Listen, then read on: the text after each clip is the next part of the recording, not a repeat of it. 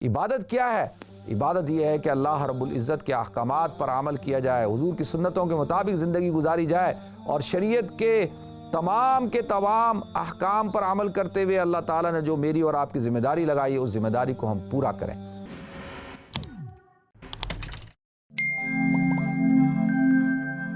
الحمدللہ رب العالمین والعاقبۃ للمتقین والصلاۃ والسلام علی اشرف الانبیاء والمرسلین وعلی آلہ وصحبہ اجمعین، اما بعد، فاعوذ باللہ السمیع العلیم من الشیطان الرجیم، بسم اللہ الرحمن الرحیم۔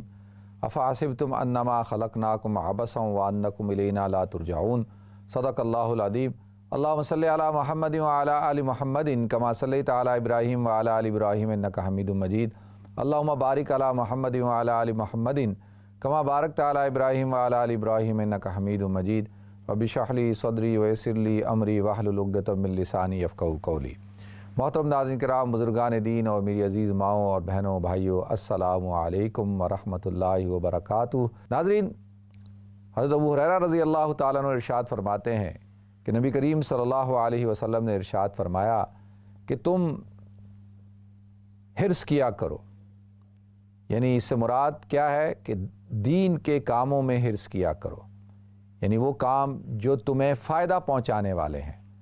مطلقاً تو حضور نے ارشاد فرمایا کہ حرص کیا کرو، اور لیکن علماء نے اس کی وضاحت کرتے ہوئے ارشاد فرمایا کہ کس چیز کی حرص کرے انسان، مال کی، دولت کی، شہرت کی، عہدے کی، کس کی؟ تو لہذا ہر اس چیز کی حرص کرے جو حضور نے ارشاد فرمایا جو تمہیں نفع پہنچانے والی ہو۔ تو حقیقتاً انسان کو کیا چیز نفع پہنچانے والی ہے؟ حقیقتاً انسان کو اس کے اعمال نفع پہنچانے والے ہیں، اس کی نیکیاں نفع پہنچانے والی ہیں، اس کے خیر کے کام اس کو فائدہ پہنچانے والے ہیں۔ تو اللہ کے رسول صلی اللہ علیہ وسلم نے ارشاد فرمایا۔ تو ناظرین، اگر اس کو مطلقاً لے لیا جائے کہ حرص کرو ان کاموں کی جو تمہیں نفع پہنچانے والے ہیں، مطلب یہ ہوگا کہ پھر جائز طریقے سے آپ مال کمائیں، جائز طریقے سے طاقت حاصل کریں، جائز طریقے سے عہدہ آپ کے پاس ہو، اولاد ہو، ہر وہ چیز جو آپ کو نفع پہنچاتی ہے۔ دنیا کے اندر انسان کو کیا چیزیں نفع پہنچاتی ہیں؟ دنیا کے اندر انسان کو مال نفع پہنچاتا ہے، اولاد نفع پہنچاتی ہے، والدین نفع پہنچاتے ہیں، عزیز و قارب نفع پہنچاتے ہیں، دوست احباب نفع پہنچاتے ہیں، زمین نفع پہنچاتی ہے، سواری نفع پہنچاتی ہے۔ یہ ساری چیزیں ہیں نا جو انسان کو نفع پہنچاتی ہیں۔ دیکھیں، اگر انسان کے پاس مال نہ ہو تو انسان کیا ہوگا؟ انسان فقیر ہوگا، اور فقیر ہونا اور اس درجے پہ کہ انسان جو ہے وہ اپنی روزمرہ کی زندگی نہ گزار سکے، اور اس کو اپنی گزر اوقات کے لیے، اپنے بچوں کے پیٹ پالنے کے لیے، اپنی روزی روٹی کے لیے لوگوں کے آگے ہاتھ پھیلانا پڑے، تو یہ اسلام اس چیز کی دعوت نہیں دیتا۔ اسلام یہ نہیں کہتا کہ ایک انسان جو ہے وہ اپنے آپ کو ایسا فقیر رکھے، غریب رکھے، کیونکہ یہ تو شریعت کے بھی خلاف ہے۔ اللہ کے رسول صلی اللہ علیہ وسلم نے ارشاد فرمایا، المومن القوی خیر من مومن الضعیف، کہ طاقتور مومن جو ہے وہ ضعیف مومن سے بہتر ہے، کمزور مومن سے بہتر ہے۔ مطلب کیا؟ کہ وہ جسمانی طور پر، علمی طور پر، مالی طور پر، طاقت اختیار کے طور پہ اس کے پاس طاقت ہونی چاہیے۔ تو جب وہ اس کے پاس ہوگی تو مومن جو ہوگا وہ اپنی طاقت کو، اپنے مال کو، اپنے اختیار کو، اپنے عہدے کو صحیح طریقے سے استعمال کرے گا۔ وہ ظلم اور زیادتی نہیں کرے گا، وہ فرعون نہیں بنے گا، وہ لوگوں کے ساتھ جو ہے وہ ان کے اپنے جو اس کے پاس اختیار ہے اس کا ناجائز فائدہ اٹھاتے ہوئے لوگوں کے اوپر زیادتی اور ظلم نہیں کرے گا۔ تو لہذا اسلام کہتا ہے کہ ٹھیک ہے، آپ کو اجازت ہے کہ آپ حرص کر سکتے ہیں، اور لیکن اصل کیا ہے؟ وفی ذالک فلیتنافس المتنافسون، کہ یہ ہے ساریعوا الی مغفرۃ من ربکم، کہ اپنے رب کی طرف دوڑ لگاؤ، اس کی مغفرت کی طرف، وجنتٍ، اور جنت کی طرف۔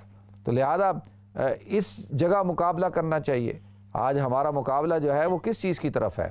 ہمارا مقابلہ یہ ہے کہ ہم مال میں، دولت میں، اسباب میں، جائیداد میں، اس میں، ان چیزوں میں ہم آگے بڑھ جائیں۔ ہر سال میگزین میں جو ہے، فوربس میگزین ہو گیا، ٹائم میگزین ہو گیا، اس کے اندر کیا آتا ہے کہ جی یہ دنیا کے 10 ملینر ہیں، بلینر ہیں، دنیا کے 10 امیر ترین آدمی ہیں۔ اب اس کا نمبر جو ہے دوسرے نمبر پہ آ گیا، یہ تیسرے نمبر پہ آ گیا ہے، اور اسی کے اندر مقابلہ ہے کہ میں پہلے نمبر پہ کیوں نہ ہوں۔ یہ دنیا کے 100 طاقتور ترین لوگ ہیں، یہ ان کا نام اس فہرست میں آ گیا ہے کہ جو دنیا کے ایسے لوگ ہیں جن کے پاس پاور ہے تو بس کہ میرا نام ان لوگوں میں آ جائے. تو یہ انسان کی یہ ساری خواہشات ہیں. تو لہذا اللہ کے رسول صلی اللہ علیہ وسلم نے ارشاد فرمایا کہ حرص کرو لیکن آخرت کے کاموں میں کرو, نیکی کے کاموں میں کرو جو تمہیں فائدہ پہنچانے والے ہیں, جو حقیقتاً تمہیں فائدہ پہنچانے والے ہیں. دیکھیں اگر ایک انسان کو دنیا یعنی آتا ہے نا کہ انسان تمنا کرے گا اور اس کی جو یہ جو حرص کی جو تما ہے, جو بھوک ہے, یہ اس کی مٹ نہیں سکتی. آتا ہے کہ ایک انسان کو اللہ تعالیٰ ایک وادی دے دے, پوری دنیا سے مال دولت کی بھر کے ایک وادی دے دے, تو وہ کہے گا کہ مجھے ایک وادی نہیں چاہیے بلکہ مجھے اور اس سے 3 گنا اور طلب کرے گا. تو اللہ تعالیٰ دنیا اور دنیا کے بقدر اس کو دے دے پھر بھی وہ تمنا کرے گا, 3 گنا دے دے تو پھر بھی وہ تمنا کرے گا. تو لہذا انسان کا جو یہ پیٹ ہے, اللہ کے رسول صلی اللہ علیہ وسلم نے ارشاد فرمایا کہ یہ کبھی نہیں بھرتا, صرف اس کو ایک چیز بھرتی ہے, وہ ہے قبر کی مٹی. قبر کی مٹی جو ہے اس کا یہ پیٹ بھرتی ہے. تو جب قبر میں چلا جاتا ہے تو پھر تو بس اینڈ ہے نا, کہ قبر میں جا کے تو بس یہ دوڑ ختم ہو جاتی ہے اور ہماری ساری جو دوڑ ہے, مسابقہ ہے, یہ سارا مقابلہ ہے, یہ تو دنیا کے اندر ہے لیکن اس کا اختتام تو قبرستان کے اندر ہے. تو لہذا اسی طریقے سے دیکھیں, ہاں ایک چیز ہے جو دنیا کے اندر بھی انسان کی اس بھوک کو, اس حرص کو بھر سکتی ہے. وہ کیا چیز ہے؟ وہ ہے قناعت, کہ جب انسان قناعت اختیار کر لیتا ہے. ناظرین قناعت کیا چیز ہے؟ قناعت یہ ہے کہ اللہ رب العزت نے جو آپ کو دیا ہے, مثال کے طور پہ ایک انسان ہے, اللہ تعالیٰ نے اس کو گھر دیا, کاروبار دیا اس کو, اللہ تعالیٰ نے صحت دی, جوانی دی, اولاد دی, بیوی دی, والدین دیے, بہن بھائی دیے, اور اس کو یہ اسباب دنیا کے دیے. تو اب اس کو اس پہ شکر ادا کرنا چاہیے اور اس پر قناعت, یعنی یہ قناعت کا مطلب یہ ہے کہ آپ کے جتنے ریسورسز ہیں, وسائل ہیں, انہی کے درمیان آپ کے مسائل ہونے چاہیے.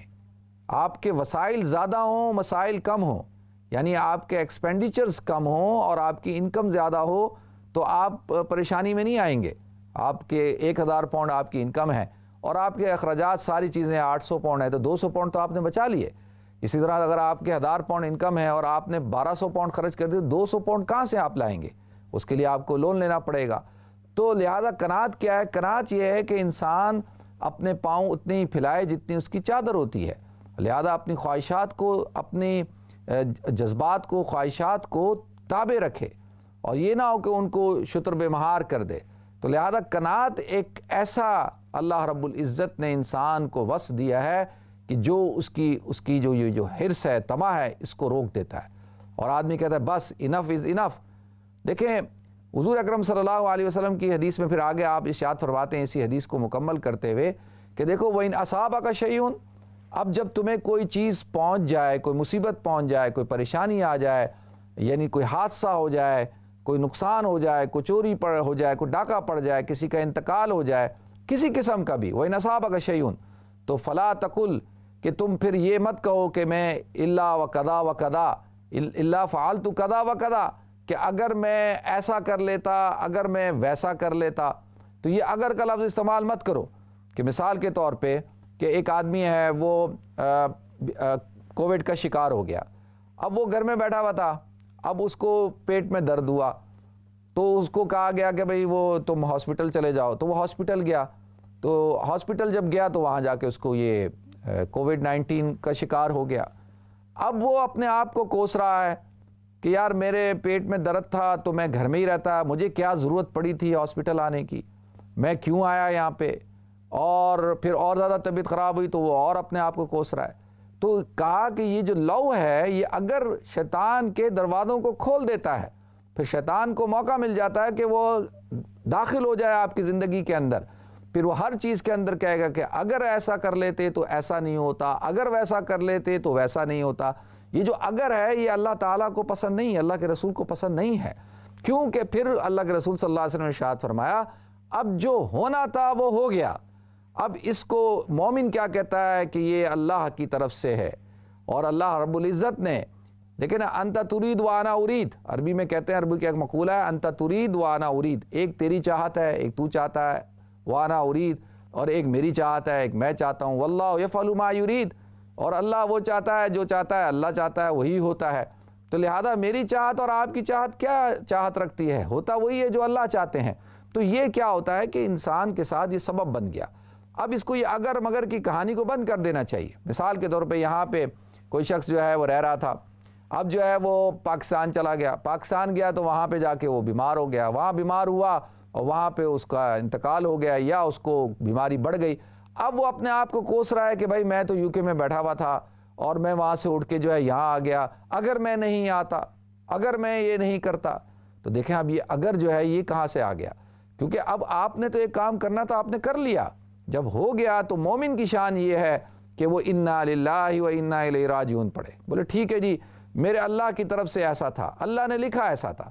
تو جب وہ انسان جب یہ بات کرتا ہے کہ اللہ رب العزت کی چاہت ایسی تھی اور اللہ رب العزت کی قدرت سے ہوا ہے، اسی کی مشیت کے ساتھ ایسا ہوا ہے، تو پھر اس کے اندر اطمینان کا جذبہ پیدا ہوتا ہے، پھر وہ اس کے اندر سکون ہوتا ہے کہ وہ کہتا ہے ہاں اب جو ہے وہ میرے ساتھ ایسے ہی سب کچھ ہوا ہے اور وہ جو کچھ ہوا ہے وہ اللہ کی طرف سے ہوا ہے۔ اس لیے کہا جاتا ہے کہ بھائی جب بھی کوئی کام کرو، کرنے کا ارادہ کرو تو اس کے اندر انشاءاللہ کہہ دو، وَلَا تَقُلْ لِشَيْءٍ إِنِّي فَاعِلٌ ذَلِكَ غَدًا إِلَّا أَن يَشَاءَ اللَّهُ، کہ جو بھی کام کل کرنا ہو تو یہ کہو کہ میرے اللہ نے چاہا، اگر اللہ نے چاہا۔ تو یہ اللہ کی چاہت کو اپنے کاموں کے ساتھ، اپنی چاہت کے ساتھ لگا دو۔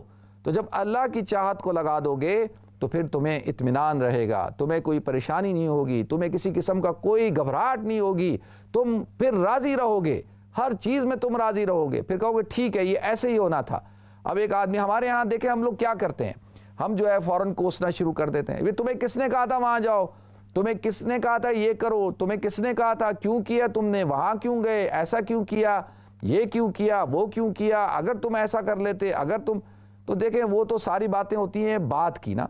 تو حقیقتاً دیکھا جائے تو ایک انسان کو حفاظتی تدابیر اختیار کرنے کا حکم دیا ہے اللہ رب العزت نے۔ یہ نہیں ہے کہ میں یہ بات نہیں کر رہا کہ بھئی آپ توکل اس چیز کا نام نہیں ہے کہ آپ اسباب کو اختیار نہ کریں، آپ وسائل کو اختیار نہ کریں، توکل اس بات کا نام نہیں ہے۔ جیسے حضرت عیسیٰ علیہ السلام سے جب شیطان نے ان کے پاس آیا، جب وہ 40 دن گزار رہے تھے جبل التجربہ پہ، قرنٹین جو ایک پہاڑ ہے وہاں پر، تو وہاں پر اس نے آ کر ان سے کہا کہ بھئی حضرت عیسیٰ علیہ السلام کو شیطان نے کہ آپ جو ہے وہ اللہ سے محبت کرتے ہیں اور آپ کا دعویٰ ہے کہ بھئی آپ کو اللہ سے محبت ہے، اللہ آپ سے محبت کرتا ہے، آپ اللہ کے دوست ہیں، تو آپ اس پہاڑ سے اپنے آپ کو گرا دیں اور گرائیں، اس کو اپنے آپ کو گرائیں، اور اگر اللہ آپ سے محبت کرتا ہے تو اللہ تعالیٰ آپ کو بچا لے گا۔ تو حضرت عیسیٰ علیہ السلام نے کتنا خوبصورت جواب دیا۔ حضرت عیسیٰ علیہ السلام نے شیطان سے کہا اے دیکھ کہ جس سے محبت کی جاتی ہے اس کو آزمایا نہیں جاتا، محبت میں تھوڑی کسی کو آزمایا جاتا ہے کہ بھئی میں اپنے آپ کو گراؤں پھر وہ مجھے بچائے، تو مجھے بچا لے تو میری محبت سچی ہے، پکی ہے۔ تو نہیں کہا، جس سے محبت کی جاتی ہے اس کو آزمایا نہیں جاتا۔ آج ہماری محبت تو ہے ہی یہی کہ ہم تو آزما رہے ہوتے ہیں، ہر ایک کو، دوستی کو آزما رہے ہوتے ہیں، محبت کو آزما رہے ہوتے ہیں، ہر چیز کو آزما رہے ہوتے ہیں۔ تو لہذا اسباب کو اختیار کرنا ہے، یہ نہیں کہ وہ جو پہاڑ سے اپنے آپ کو گرا دیتے۔ کہنا میں چاہ رہا ہوں کہ حضرت عیسیٰ علیہ السلام نے یہ نہیں کہا ہاں میں اپنے آپ کو پہاڑ سے گراتا ہوں پھر دیکھتا ہوں اللہ مجھے بچاتا ہے نہیں بچاتا۔ تو لہذا یہ سنت نہیں ہے، یہ نہیں ہے کہ آپ اپنی گاڑی کی سروس ہی نہ کرائیں، یہ ہے ہی نہیں کہ بھئی آپ کی گاڑی کے ٹائر خراب ہو چکے ہیں اور ان کی حالت خراب ہے تو اب آپ کہیں کہ جی مجھے اب ضرورت ہی نہیں ہے۔ تو ٹائر اگر خراب ہیں تو بھائی وہ بسٹ ہوں گے، وہ پنکچر ہوں گے، اور ہو سکتا ہے کہ تیز رفتاری کے اندر وہ پنچر ہو جائیں، اس کی وجہ سے حادثہ ہو جائے گا۔ جب حادثہ ہو جائے گا تو پھر آپ یہ نہیں کہیں گے کہ جی اللہ کی طرف سے تھا، اللہ کی طرف سے تو ہو گیا وہ تو ٹھیک ہے، لیکن اس کے اسباب کو بھی تلاش کیا جائے گا۔ آپ کے گھر میں چوری ہو گئی تو چوری کے اسباب بھی تلاش کیے جائیں گے نا کہ بھئی آپ نے دروازہ بند کیا تھا، ہاں کیا تھا، آپ نے الارم سسٹم لگایا ہوا ہے، ہر قسم کا اطمینان تھا، سیکیورٹی کی ہوئی تھی۔ اب اگر چوری ہو گئی تو ٹھیک ہے، پھر یہ اللہ کی طرف سے بھائی، اب اس سے زیادہ میں کیا کر سکتا ہوں، اس سے زیادہ تو میں نہیں کر سکتا۔ تو لہذا اسباب اختیار کرنے کے بعد اگر کوئی معاملہ ہو جاتا ہے تو پھر تو ٹھیک ہے، پھر اس کو کہا جائے گا اللہ کی طرف سے۔ لیکن اگر جس معاملے کے اندر سستی ہو، کاہلی ہو، جس معاملے کے اندر آپ کی غفلت ہو اور پھر اس کے اندر آپ اللہ کی طرف بات کر دیں کہ جی اللہ ایسے چاہتے تھے، نہیں، ایسا نہیں ہے۔ دیکھیں نا، ایک انسان ہے، اب آپ دکان کھول نہیں رہے، اپنی دکان پہ جا نہیں رہے، جب آپ دکان نہیں کھول رہے اور گھر میں بیٹھے ہوئے آپ آپ کہیں کہ جی بھائی میری دکان اتنا کاروبار کر لے، میرا اتنا بڑا بزنس بڑھ جائے، مجھے جو ہے روزی مل جائے، تو اللہ تو اس بات پہ قادر ہے کہ وہ آپ کے لیے اسباب پیدا کر دے گا آپ کی روزی کے. لیکن اللہ رب العزت کی سنت کیا ہے، سبب کیا ہے کہ بھئی آپ جائیں، آپ جا کر دکان کھولیں. ایک بہت بڑے عالم دین ہیں، ان کا لاہور کے اندر ایک کتب خانہ تھا اور وہ اسلامی کتابیں بیچا کرتے تھے. تو ان کے بارے میں پڑھ رہا تھا کہ ایک دن جو ہے وہ صبح اٹھے تو بہت تیز بارش ہو رہی تھی، تو بارش ہو رہی بہت تیز. تو انہوں نے کہا یار اب تو بارش ہو رہی ہے اور اس بارش کے موسم میں کیا جاؤں گا باہر دکان کھولوں گا، اور دکان کھولوں گا تو کون آئے گا کتاب خریدنے، بارش کے موسم میں کس کو کتاب خریدنے کی پڑی ہے. تو وہ کہتے ہیں کہ میرے دل میں آ رہا تھا کہ یار دکان نہیں کھولتا اور گھر پہ رہتا ہوں. تو پھر کہا کہ نہیں، اللہ تعالیٰ نے تو حکم دیا ہے کہ بھئی آپ دکان کھولو، روزی دوں گا میں. اگر میں گھر میں بیٹھ گیا دکان بند کر دی تو یہ تو پھر اللہ کے حکم کی خلاف ورزی ہوگی، اللہ تعالیٰ نے حکم دیا ہے. دیکھیں نا، تو وہ کہتے ہیں کہ میں نکلا اور جا کر میں نے دکان جو ہے وہ کھول لی. جب دکان کھولی اور دکان کھول کر میں قرآن کی تلاوت کرنا شروع ہو گیا، تو کہتے ہیں بھئی یہ دیکھا ایک گاہک آ رہا ہے، دو گاہک آ رہے ہیں، تین آ رہے ہیں، کوئی چھتری لے کے آ رہا ہے، کوئی جیکٹ پہنے ہوئے آ رہا ہے اور آ رہا ہے کتابیں خرید. اور وہ کتابیں جو کہتے ہیں کبھی لوگ بڑی مشکل سے بکتی تھی وہ کتابیں بک رہی ہیں. کہتے ہیں میں ان سے پوچھتا تھا کہ بھئی بارش کا موسم ہے، تم لوگ گھر سے نکلے ہو یہ کتابیں خریدنے کے لیے ہو؟ تو ہر وہ کہتا تھا جی بارش ہو رہی تھی، ہم نے سوچا کہ کیا کریں گے، چلو اب چھٹی ہو گئی ہے یا گھر میں ہیں تو کوئی کتاب خرید کے لے آتے ہیں اور کتاب پڑھ لیں گے. اب آپ دیکھیں کہ وہ کہتے ہیں کہ اگر میں گھر سے نہیں نکلتا اور دکان نہیں کھولتا تو یہ سارے اللہ تعالیٰ نے جو گاہک بھیجے ہیں، تو انسان اپنے طور پر اس کی ذمہ داری کیا ہے؟ اس کی ذمہ داری یہ ہے کہ وہ اسباب کو اختیار کرے، لیکن اسباب پر اس کی نظر نہیں ہونی چاہیے. یعنی یہ نہیں ہونا چاہیے کہ میری دکان مجھے روزی دیتی ہے، یہ نہیں ہونا چاہیے کہ یہ میری جو کھیتی باڑی میں کرتا ہوں اس سے میں پلتا ہوں، ایسا نہیں ہے، میں اپنے کاروبار سے پلتا ہوں. نہیں، اللہ پالتا ہے، اللہ رزاق ہے، اللہ روزی دینے والا ہے. اللہ نے کہا کہ سبب اختیار کرو. تو لہذا دیکھیں ناظرین، اب ایک چیز تو یہ طے ہو چکی ہے کہ ہم نے اب کیا کرنا ہے، ہم نے شیطان کے راستے کو کھولنا ہے یا ہم نے جو ہے وہ کیا کرنا ہے، اپنے لیے اللہ رب العزت کے راستے کو کھولنا ہے. تو اللہ رب العزت کا راستہ کیا ہے؟ دیکھیں اللہ رب العزت کا راستہ یہ ہے کہ دو راستے اللہ تعالیٰ ارشاد فرماتے ہیں. قرآن پاک میں اللہ تعالیٰ نے وضاحت کے ساتھ ارشاد فرمایا وَالَّذِينَ جَاهَدُوا فِينَا لَنَهْدِيَنَّهُمْ سُبُلَنَا، کہ جو لوگ محنت کرتے ہیں، جو لوگ جستجو کرتے ہیں، جو لوگ جو ہے جد و جہد کرتے ہیں، اللہ تعالیٰ ان کے لیے راستے کھول دیتا ہے. ایک راستہ نہیں، کئی راستے کھول دیتا ہے. لیکن شرط کیا ہے؟ وَالَّذِينَ جَاهَدُوا فِينَا، اس کے لیے ضروری ہے کہ جد و جہد کرے گا، وہ جد و جہد کرنی ہوگی اور مستقل محنت کرنی ہوگی. اس کے لیے جو ہے اس کو منصوبہ بندی کرنی ہوگی، اور جب وہ کرے گا تو اللہ تعالیٰ اس کے لیے راستے کھول دے گا. اور پھر اس کے بعد اللہ تعالیٰ نے ارشاد فرمایا وَمَن يَتَّقِ اللَّهَ يَجْعَل لَّهُ مَخْرَجًا وَيَرْزُقْهُ مِنْ حَيْثُ لَا يَحْتَسِبُ، کہ جو آدمی پھر اللہ پر بھروسہ رکھتا ہے، اللہ کا تقوی اختیار کرتا ہے اور پھر محنت جستجو کرنے کے بعد اللہ کا تقوی اختیار کرتا ہے، تو وَيَرْزُقْهُ مِنْ حَيْثُ لَا يَحْتَسِبُ، اللہ تعالیٰ اس کے لیے ایک ایسا راستہ بنا دیتا ہے کہ جہاں سے اس کو اللہ تعالیٰ رزق دیتا ہے، جہاں سے اس کو گمان بھی نہیں ہوتا، وہاں سے اس کو رزق ملتا ہے جہاں سے اس کو وہم و گمان بھی نہیں ہوتا. تو لہذا شرط کیا ہے کہ اللہ کی ذات کے اوپر بھروسہ ہو. تو لہذا ناظرین اللہ رب العزت نے قرآن پاک میں ارشاد فرمایا کہ دیکھیں یہ جو میں نے آپ حضرات کے سامنے ایک تمہید باندھی ہے اور قرآن کی ایک آیت پڑھی تھی، اس قرآن کی آیت میں اللہ تعالیٰ نے ارشاد فرمایا فَحَسِبْتُمْ أَنَّمَا خَلَقْنَاكُمْ عَبَثًا، کیا تم یہ گمان کرتے ہو کہ تمہیں فضول پیدا کیا گیا ہے، تمہارا کوئی مقصد نہیں ہے، تم فضول پیدا کیے گئے ہو، بے مقصد پیدا کیے گیا. یعنی مجھے اور آپ کو اللہ تعالیٰ نے بغیر کسی مقصد کے پیدا کیا ہے. دیکھیں اللہ تعالیٰ نے مجھے آپ کو اس کائنات کا بادشاہ بنایا، اللہ تعالیٰ نے مجھے اور آپ کو اس کائنات میں اپنا نائب بنایا، خلیفہ بنایا. اللہ رب العزت نے مجھے اور آپ کو احسن تقویم پہ پیدا کیا. اللہ رب العزت نے مجھے اور آپ کو عزت عطا کی. کرمنا بنی آدم لقد خلقنا الانسان فی احسن تقویم، یہ سارے مقام اللہ تعالیٰ نے مجھے اور آپ کو دیے، حضرت انسان کو دیے. تو لہذا ایسے ہی دیے کہ بھائی یہ اٹھے گا، دکان کھولے گا اور جو ہے بس شادی کرے گا، بچے پیدا کرے گا، بس ایک دن جو ہے وہ چلا جائے گا، ختم ہو جائے گا. ایسے ہی بے مقصد اللہ تعالیٰ نے مجھے اور آپ کو بے مقصد پیدا نہیں کیا، عبث پیدا نہیں کیا. اللہ تعالیٰ نے مجھے آپ کو ایک مقصد کے ساتھ پیدا کیا ہے، اور مقصد کیا ہے؟ اللہ رب العزت کا عرفان، اللہ رب العزت کی عبادت، اللہ تعالیٰ نے جس مقصد کے لیے دنیا کے اندر ہمیں بھیجا ہے کہ دین کی سربلندی ہو، اللہ رب العزت کا پیغام پوری انسانیت تک پہنچے، اور اللہ تعالیٰ نے یہ مقصد ہے مجھے اور آپ کو دیا ہے، یہ ہمارا مقصد ہے۔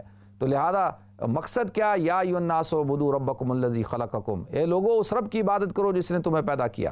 اللہ فرماتے ہیں وما خلقت الجن والانس الا لیعبدون، کہ ہم نے جن اور انس کو نہیں پیدا کیا مگر اپنی عبادت کے لیے پیدا کیا۔ عبادت کیا ہے؟ عبادت یہ ہے کہ اللہ رب العزت کے احکامات پر عمل کیا جائے، حضور کی سنتوں کے مطابق زندگی گزاری جائے، اور شریعت کے تمام احکام پر عمل کرتے ہوئے اللہ تعالیٰ نے جو میری اور آپ کی ذمہ داری لگائی ہے اس ذمہ داری کو ہم پورا کریں۔ دیکھیں اللہ تعالیٰ انسان کی جو زندگی ہے اس کو 3 ادوار میں ہم تقسیم کر سکتے ہیں۔ پہلا دور ہے پیدائش سے لے کے 20 سال کا۔ اب یہ پیدائش سے لے کے 20 سال کا دور ہوتا ہے غفلت کا، جوانی کا، اور آدمی کو پتہ ہی نہیں ہوتا، کوئی ہوش نہیں ہوتا، اپنی دھن میں چل رہا ہوتا ہے، اور اس کو کچھ پتہ نہیں، خوش غم، اس کو کوئی غم نہیں ہے، اور وہ اپنی دھن کے اندر جی رہا ہے، اور ہر وقت جو ہے وہ اس کو کسی قسم کا کوئی ہوش نہیں۔ ٹھیک ہے، اسلام بھی کہتا ہے کہ ٹھیک ہے یہ غفلت کا دور ہے، لیکن ناظرین 20 سال سے لے کے 40 سال کا دور ہوتا ہے جد و جہد کا، جستجو کا، محنت کا، اور اس کے اندر اللہ رب العزت دیکھتے ہیں کہ اب اس نے اپنی کیا زندگی بنانی ہے، اپنی کیا آخرت بنانی ہے۔ اس لیے سوال کیا جاتا ہے کہ عمر کہاں گزاری، اور عمر کے اندر سب سے بہترین وقت جو تھا وہ جوانی کا کہاں گزارا۔ تو لہذا ناظرین وہ بھی اس دور کے اندر بھی چھوٹ ہوتی ہے کہ ٹھیک ہے کیریئر بنانا ہے، ٹھیک ہے ابھی جو ہے محنت کرنی ہے، کاروبار اسٹیبلش کرنا ہے، ٹھیک ہے شادی کرنی ہے، گھر بنانا ہے، بے شمار چیزیں ہیں، گاڑی لینی ہے، موٹر سائیکل لینی ہے، دنیا گھومنا ہے، یہ کرنا ہے، وہ کرنا ہے، اچھا کھانا کھانا ہے، اچھا لباس پہننا ہے، ہر ایک سے نرالا نظر آؤں، ہر ایک سے ممتاز نظر آؤں، اور بڑی خواہشات ہیں اور امنگیں ہیں۔ ٹھیک ہے اسلام بھی کہتا ہے کرو۔ اور اس کے بعد جب 40 سال کا آدمی ہو جاتا ہے تو اب یہ تیسرا دور شروع ہوتا ہے، 40 سے لے کے 60 سال کا۔ اب اس دور کے اندر دیکھیں اگر یہ دور ہے، اس دور کے اندر اگر انسان اسٹیبلش نہیں ہوا دنیاوی اعتبار سے بھی، اگر آپ کو اب یہ پتہ ہی نہیں ہے کہ آپ نے رہنا کہاں ہے، آپ نے کرنا کیا ہے، آپ نے گھر لینا ہے نہیں لینا، آپ نے کیا کاروبار کرنا ہے، کون سی آپ کی فیلڈ ہوگی، کیا ہوگا، اگر آپ ابھی تک آپ نے ڈیسائیڈ نہیں کیا تو بس پھر آپ یہ ڈاماڈولی ہیں، پھر ابھی کبھی آپ کچھ کریں گے کبھی کچھ کریں گے۔ لیکن اب بہت سارے لوگ آپ کو ملتے ہیں، آپ ان سے پوچھتے ہو آپ کیا کرتے ہو؟ جی میں ہر کام کرتا ہوں، تو اس کا مطلب وہ کوئی کام نہیں کرتا۔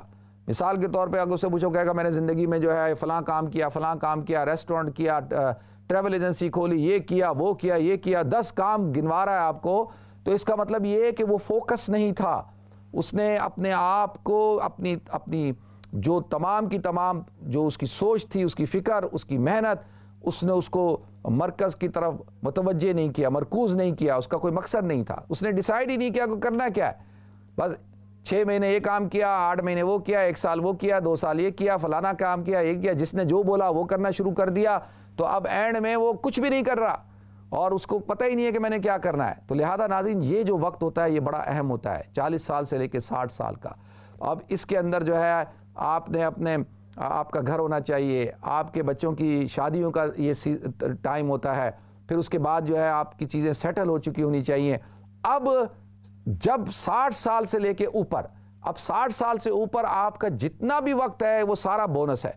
اب دیکھیں ہمارا مسئلہ کیا ہے، ہم لوگوں نے کوئی اپنی زندگی کو پلان نہیں کیا، ہم ریٹائرڈ ہو جاتے ہیں، ہماری کوئی پلاننگ نہیں۔ ابھی دیکھیں کل ہی یو کے اندر کیپٹن سر ٹام تھے، ان کا ٹام مور، ان کا انتقال ہوا، اور 100 سال کے تھے، اور انہوں نے 32 ملین پاؤنڈ ریز کیا، اور اپنے گھر کے گارڈن میں جو ہے وہ 100 لیپس لگا کے، اور آپ دیکھیں کہ کس طریقے سے جو ہے وہ بندہ، اور اس کا میں انٹرویو سن رہا تھا، میں حیران ہو گیا کہ ایک 100 سال کی عمر کا آدمی، اس کا دماغ کتنا چلتا ہے۔ جب اس سے پوچھا گیا نا کہ تمہیں بڑے چیلنجز پیش آئے ہوں گے، کوئی ایک چیز بتاؤ، تو اس نے کہا نہیں، سب سے بڑا چیلنج جو ہے وہ یہ تھا کہ بس پہلا قدم اٹھانا، یعنی پہلا قدم اٹھانا میرے لیے سب سے بڑا چیلنج تھا۔ تو میں اور آپ ہم پہلا قدم نہیں اٹھاتے۔ ہمارے بوڑھے لوگ گھروں میں بیٹھے موت کا انتظار کر رہے ہیں، ان کے پاس کرنے کو کچھ نہیں ہے، صرف بیٹھے ہوئے گھروں میں کہ بس کب موت آئے اور لے کر جائے۔ تو لہذا ناظرین 60 سال کے بعد تو حقیقی زندگی شروع ہوتی ہے کہ اب آپ کی ذمہ داریاں پوری ہو چکی ہیں، اب آپ نے اپنی آخرت کو بنانا ہے، آپ نے جو ہے کوئی کام کرنا ہے انسانیت کی فلاح کا، اللہ کی دین کی سربلندی کا، اور کچھ نہ جو آپ کے پاس 60 سال کا تجربہ ہے اس تجربے کو آپ نے منتقل کرنا ہے۔ تو کیا ہے جی، بڑے پروفیسرز ہیں، ڈاکٹرز ہیں، اور جی کرنل صاحب اور فلانا بریگیڈیئر صاحب فلانا صاحب، وہ گھروں میں بیٹھے ہوئے، بالکل گھروں میں بیٹھے ہوئے۔ تو لہذا اب آپ کا کام تھا کام کرنا، وہ کام آپ نے کیا کیا، بالکل گھروں میں بیٹھ کے، اور ساری بیماریاں آپ کے اوپر آ کے چمٹ چکی ہیں۔ تو لہذا ناظرین اپنی زندگی کو پلان کریں، اللہ تعالیٰ نے بے مقصد ہمیں پیدا نہیں کیا، بامقصد پیدا کیا ہے۔ وآخر دعوانا ان الحمدللہ رب العالمین۔